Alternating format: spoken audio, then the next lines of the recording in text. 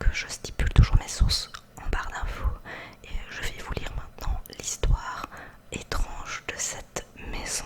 Nous sommes le 23 août 1971 dans le village de Belmez en Andalousie, dans la famille Pereira. Et un jour, Maria Gomez Camara, épouse Pereira, a découvert sur le sol cimenté de sa cuisine une forme très particulière.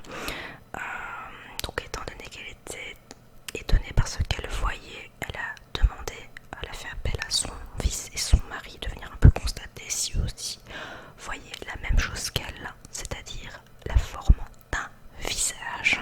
Ayant pris peur, la famille a décidé de s'installer chez les voisins qui ont eux-mêmes constaté le phénomène étrange. Donc après avoir intégré la maison, ils ont décidé d'essayer de faire partir donc ces fameux visages. Donc il y en a un tout d'abord qui est apparu, ensuite les autres ont commencé à arriver, mais ils ont essayé de faire partir ces visages, donc ce visage plutôt à l'aide de détergent, et son fils Miguel s'est lui-même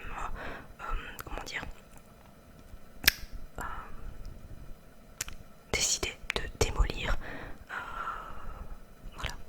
quelques endroits dans la maison. Donc il a essayé de détruire le sol pour voir un peu si ça allait disparaître, mais c'est tout le contraire qu'il s'est passé. Par la suite, le bloc de béton a été analysé par des experts pour pouvoir voir s'il s'agissait d'une blague ou tout simplement s'il y avait une explication rationnelle à ce phénomène de visage qui apparaissait comme ça sur le sol.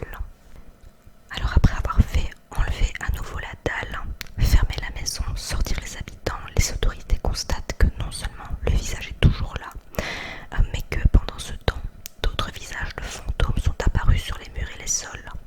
Donc quelques images que je vous montre ici.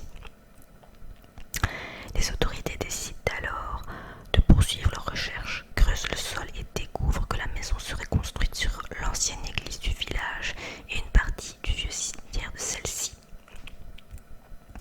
Plusieurs restes et ossements auraient été extraits du sous-sol de la maison lors des excavations, mais il n'existe apparemment aucune photo de ceux-ci, bien qu'ils semblent avoir fait l'objet de datations du XIIIe siècle.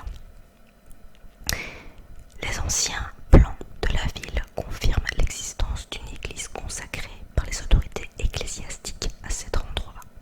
Aussi, la découverte d'ossements dans une autre maison de la même rue lors de travaux semble venir accréditer l'existence d'un ancien cimetière à cet endroit.